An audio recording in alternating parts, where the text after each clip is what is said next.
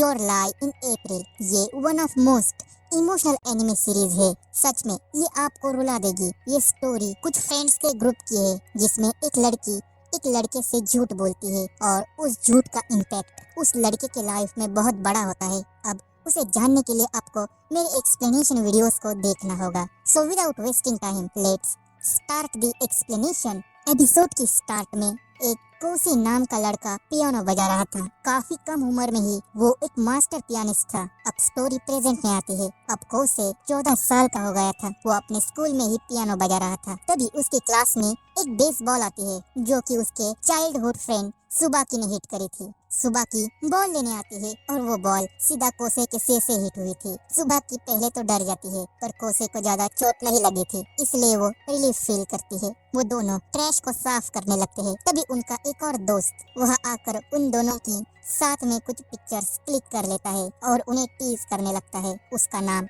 रियोटो वाटारी था। अब वो तीनों स्कूल छूटने के बाद साथ में घर जाते हैं। वो तीनों बचपन से ही बेस्ट फ्रेंड्स थे। ऊपर से सुबाकी और कोसे नेबर्स थे। कोसे की मॉम बचपन में ही उसे छोड़कर चली गई थी। उसके फादर एक बिजनेसमैन थे। वो काफी दिनों तक बिजनेस टूर पर बिजी रहते थे इसलिए कोसे अकेला ही घर में रहता था। अगले दिन स्कूल में लेक्चर्स के दौरान भी वो म्यूजिक और पियानो के बारे में ही सोच रहा था। उसके लाइफ की बेस्ट थिंग उसकी एक नाइटमेयर बन गई। जब वो छोटा था तब एक बार पियानो प्ले करते वक्त फ्रीज हो गया था पूरे कॉन्सर्ट हॉल के सामने। तब से उसने ऑडिटोरियम में पियानो बजाना छोड़ दिया। क्लास खत्म होने के बाद कोसे म्यूजिक नोट्स को सुन रहा था। तभी सुबाकी वहाँ आकर उससे परेशान करने लगती है। सुबाकी उसे थोड़ा बाहर घूमने के लिए कहती है क्योंकि वो हमेशा अकेला रहता था। वो उसे कहती है कि कल तुम मेरे साथ ऑडिटोरियम चलो। वहाँ पर एक लड़की वाटारी से मिलने वाली है। वो भी तुम्हारी तरह एक म्यूजिशियन है और वो ऑडिटोरियम में परफॉर्म करने वाली थी। सुबाकी कोसे को भी पियानो के साथ परफॉर्म करने के लिए कहती है लेकिन वो मना कर देता है। कोसे को उसकी मॉम पियानो बजाने के लिए फोर्स करती थी। उनकी खुशी के लिए वो उसे प्ले करता था। उसकी मॉम काफी ज्यादा बीमार रहती थी और उनका ड्रीम था कि कोसे पियानो बजाने में मास्टरी हासिल कर सके। एक बार कोसे स्टेज पर परफॉर्म करते वक्त फ्रीज हो गया था। वो पियानो को प्ले नहीं कर पाया। अगले दिन ही उसकी मॉम उसे छोड़कर चली गई यानी उनकी डेथ हो गई। तब से उसने पियानो को बजाना छोड़ दिया। अब अगले दिन सुबाकी के कहने पर कोसे ऑडिटोरियम में जाता है जहाँ पर एक लड़की म्यूजिक को प्ले कर रही थी छोटे बच्चों के साथ और उसे देखकर कोसे के माइंड में उसके प्रति फीलिंग्स क्रिएट होते हैं। कोसे उसे देखता ही रह जाता है। वो उसकी एक फोटो खींचता है। स्ट्रॉन्ग एयर फ्लो के कारण उस लड़की का स्कर्ट थोड़ा ऊपर उड़ जाता है। अब उसे लगता है कि कोसे ने उस कंडीशन में उसकी फोटो खींची इसलिए वो उसे पीटने लगती है। तभी वहाँ पर कोसे के दोस्त आ जाते हैं और वो वही लड़की थी जो वाटारी से मिलने आई थी। उसका नाम कारोई था। वो उन्हें उसका परफॉर्मेंस देखने के लिए इनवाइट करती है लेकिन कोसे जाने से इनकार कर देता है। पर कारोई उसे जबरदस्ती हाथ पकड़कर ऑडिटोरियम में अपना परफॉर्मेंस दिखाने के लिए ले जाती है। इसी के साथ ये फर्स्ट एपिसोड यहीं पर खत्म हो जाता है। नेक्स्ट एपिसोड के स्टार्ट में वो सभी ऑडिटोरियम में एंटर करते हैं। काओरी परफॉर्मेंस की तैयारी करने के लिए अंदर जाती है। वो सब कॉन्सर्ट हॉल की तरफ जाते हैं। वहाँ पर मौजूद हर एक शख्स कोसे को पहचानता था क्योंकि बचपन में कोसे एक बेहद ही ज्यादा फेमस पियानिस्ट था। कॉन्सर्ट हॉल में एक के बाद एक कॉम्पिटिटर्स परफॉर्मेंस देने आते हैं पर पूरी ऑडियंस बोर हो जाती है। वाटारी तो बोर होकर सो जाता है। अब कुछ देर बाद काओरी का नंबर आ जाता है।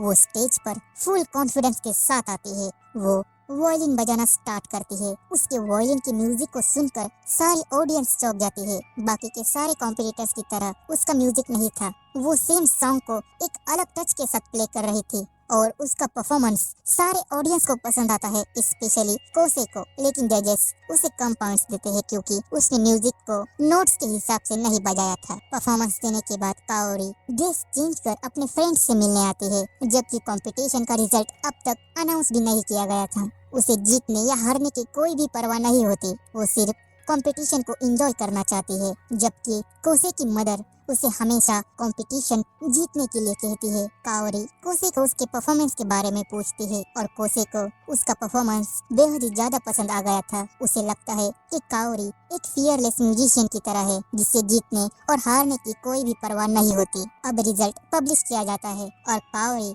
नेक्स्ट राउंड के लिए क्वालिफाई हो जाती है। अगले दिन स्कूल में म्यूजिक रूम में कोसे पियानो को प्ले करते वक्त सो गया था। तभी वहाँ पर वाटारी आके उसे डरा देता है। वाटारी को लग रहा था कि कोसे किसी लड़की को पसंद करता है। कोसे उसे कहता है कि उस लड़की को तुम पसंद हो, यानी कोसे काओरी के बारे में बात कर रहा था। वटारी उसे कहता है कि ये नॉर्मल है कि हमारा क्रश किसी लड़की पर हो, लेकिन वो लड़की डिसाइड करेगी कि वो किसे चाहती है। उसकी बातें सुनकर कोसे कहता है जो भी हो, लेकिन मैं उन लड़कों की तरह नहीं बन सकता जो लड़कियों के साथ डायरेक्टली बात करते हैं। अब स्कूल छूटने के बाद कोसे अकेला ही घर जाता है क्योंकि सुबह की वटारी दोनों अपने अपने गेम की प्रैक्टिस कर रहे थे। घर जाते वक्त वो काओरी के बारे में ही सोच रहा था। जब उसकी मदर उसे छोड़कर गई थी तब से कोसे डिप्रेस रहता था, पर काओरी के आने के बाद उसके लाइफ में काफी सारे चेंजेस आते हैं। आगे बढ़ते वक्त वो काओरी से मिलता है जो कि उसी की स्कूल की स्टूडेंट थी और उसकी क्लासमेट थी। उसे ये बात पता भी नहीं होती।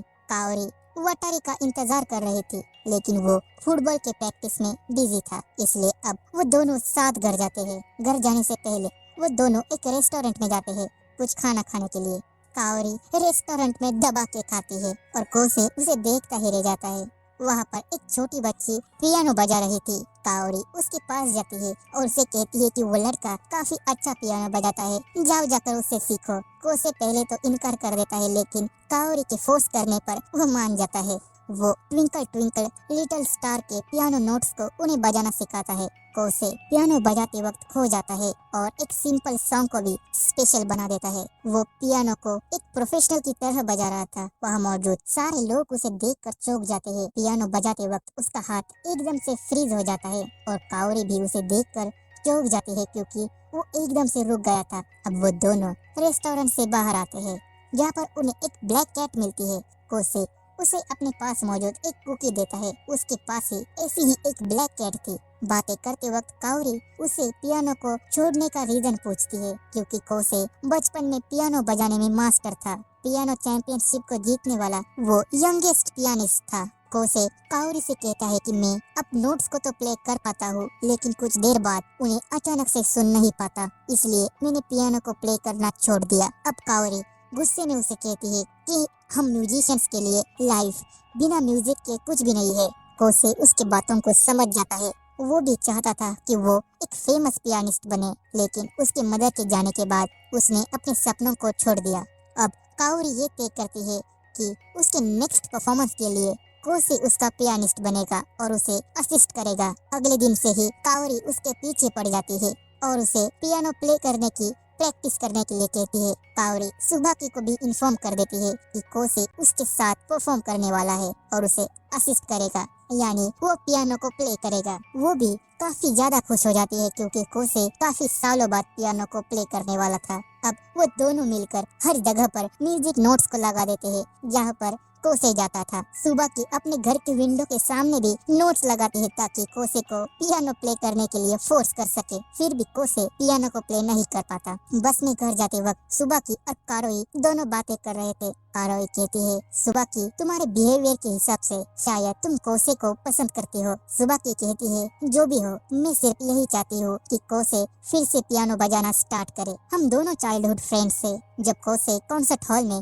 फ्रीज था तब मैं वहाँ पर मौजूद थी। तब से कोसे ने पियानो को बजाना छोड़ दिया। अगले दिन कंपटीशन स्टार्ट हो जाता है और कोसे अभी तक पियानो को बजाने के लिए रेडी नहीं था। वो कंपटीशन के दिन स्कूल के रूफ पर छिप जाता है। कारोई उसे ढूंढते हुए वहाँ तक आ जाती है और उसे पियानो बजाने के लिए कहती है। वो कहती है कि तुम पहले से ही मास्टर हो, तुम्हें ट्रेनिंग की कोई भी जरूरत नहीं है। कोसे फिर भी पियानो प्ले करने के लिए इनकार कर देता है। जब वो बचपन में अपने पियानो को प्ले कर रहा था, लेकिन एकदम से वो फ्रीज हो गया क्योंकि वो किसी भी म्यूजिकल नोट्स को सुन नहीं पा रहा था। वो कहता है, तब मैं अकेला पड़ गया था। तब से लेकर आज तक मैंने कॉन्सर्ट हॉल में कभी भी पियानो प्ले नहीं किया। काओरी कहती है कि इस बार तुम अकेले नहीं हो, मैं तुम्हारे साथ हूँ। भले ही तुम नोट्स को सुन नहीं सकते, लेकिन म्यूजिक को फील तो कर सकते हो।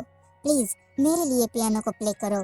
काओरी रोने लगती है और उसे रिक्वेस्ट करती है। कोसे उसे शांत करता है और उसका असिस्टेंट बनने के लिए तैयार हो जाता है। अब कई सालों बाद वो ऑडियंस के सामने पियानो को प्ले करने वाला था। तभी वहाँ पर सुबाकी और वटारी आते हैं। कंपटीशन स्टार्ट हो गया था, इसलिए वो उन्हें वहाँ से लेने आए थे। वो सब साइकिल पर ऑडिटोरियम की तरफ जाते हैं और ये एपिसोड यहीं पर खत्म हो जाता है। नेक्स्ट एपिसोड के स्टार्ट में कोसे की मदर उसे पियानो प्ले करने के लिए फोर्स करती है और उसे बेहद ही मेहनत करने के लिए कहती है। कोसे अपना बचपन पियानो प्ले करने में ही बिता देता है। वो उसमें मास्टरी हासिल कर लेता है। वो इतना एक्यूरेटली म्यूजिक नोट्स को प्ले कर रहा था कि लोग उसे एक एबनॉर्मल चाइल्ड समझने लगे थे। अब स्टोरी प्रेजेंट में आती है, जहाँ पर वो सब वक्त पर ऑडिटोरियम पहुंच जाते हैं। कोसे अपनी म्यूजिक नोट्स को लर्न कर रहा था। कारोई परफॉर्मेंस के लिए ड्रेस पहनकर उसके पास आ जाती है। कोसे अब भी परेशान था, लेकिन कारोई उसके कॉन्फिडेंस को बूस्ट करती है। वो कहती है,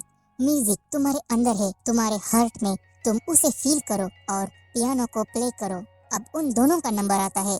वो दोनों स्टेज की तरफ जाते हैं। कारोई की हर एक बातें कोसे के मॉम के द्वारा सिखाई हुई बातों से टोटली अपोजिट थी। कोसे पियानो को कंपटीशन के लिए प्ले करता था, लेकिन कारोई वायलिन को म्यूजिक फील करने के लिए प्ले करती है।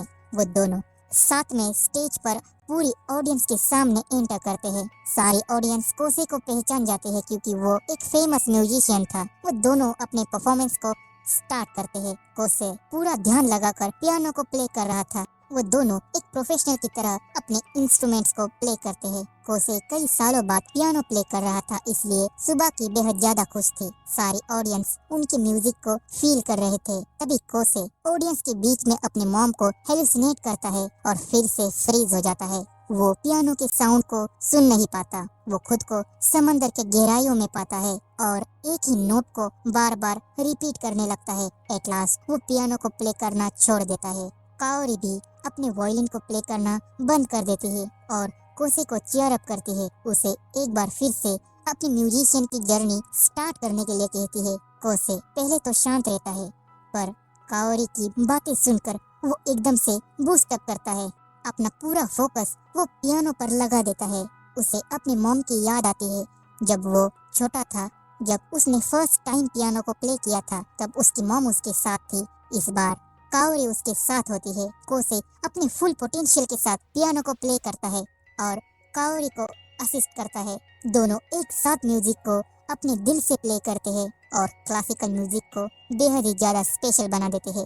पूरी ऑडियंस उनकी परफॉर्मेंस को देखकर इम्प्रेस हो जाती है, लेकिन परफॉर्मेंस पूरे होने के बाद काओरी बेहोश होकर नीचे गिर जाती है और ये एपिसोड यहीं पर खत्म हो जाता है। नेक्स्ट एपिसोड के स्टार्ट में सुबाकी और वटारी दोनों रिवर में खेल रहे थे। कोसे वहां आने से मना करता है, लेकिन सुबाकी जबरदस्ती उसे रिवर में ले आती है। वो तीनों अपने फ्रेंड्स के साथ अपने बचपन को एंजॉय करते हैं। अब स्टोरी प्रेजेंट में आती है, जहाँ पर काओरी को हॉस्पिटल में एडमिट किया गया था क्योंकि परफॉर्मेंस के दौरान वो बेहोश हो गई थी। उसकी दोस्त उससे मिलने आते हैं, जहाँ पर सुबाकी और वटारी दोनों कोसे को काओरी के सामने ही पीट देते हैं क्योंकि वो अपने परफॉर्मेंस के बीच में ही फ्रीज हो गया था। वो अपने गलती को एक्सेप्ट कर लेता है। काओरी के साथ कुछ टाइम स्पेंड करने के बाद वो सब अपने घर चले जाते हैं। काओरी कोसी से कहती है कि आखिर तुमने पियानो को कॉन्सर्ट हॉल में बजा ही दिया। वो उसे कहती है कि अब तुम आगे क्या करोगे, क्या तुम ऐसे ही पियानो को प्ले करना कंटिन्यू करोगे।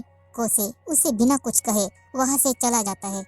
वो सब हॉस्पिटल के बाहर आते हैं। वटारी काओरी के साथ साथ और भी लड़कियों को डेट कर रहा था। अगले दिन कोसे स्कूल से घर जा रहा था, तभी वटारी उसे फिर से डरा देता है। कोसे अब भी दुखी था क्योंकि उसने काओरी के परफॉर्मेंस को कंपटीशन के दौरान खराब कर दिया, लेकिन वटारी उसे कहता है वो तुम ही थे जिसके कारण लास्ट में काओरी के परफॉर्मेंस को ऑडियंस ने पसंद किया।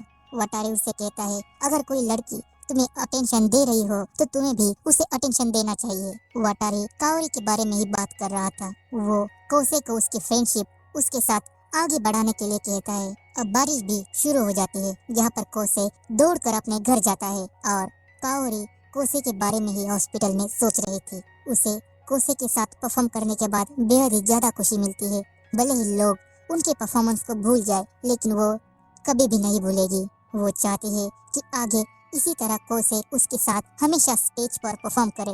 दूसरी तरफ कोसे को भी लग रहा था कि भले ही काओरी मुझे पसंद करे या ना करे, लेकिन उसका मुझ पर भरोसा जरूर है कि मैं आगे पियानो प्ले जरूर करूंगा। अब मैं उसका भरोसा नहीं तोड़ना चाहता। अगले दिन सुबह की अपने गेम में ठीक से परफॉर्म नहीं कर पा रही थी। अब प्रैक्टिस खत्म होने के बाद वो नाओ के साथ घर जाती है। वो उसकी बेहद ही अच्छी फ्रेंड थी, जो हमेशा उसकी हेल्प करती थी। तभी उनसे मिलने के लिए उनका क्लासमेट आता है जिसे सुबह की डेट कर रही थी। अब वो उसके साथ जाती है। उसके साथ होने के बावजूद वो कुछ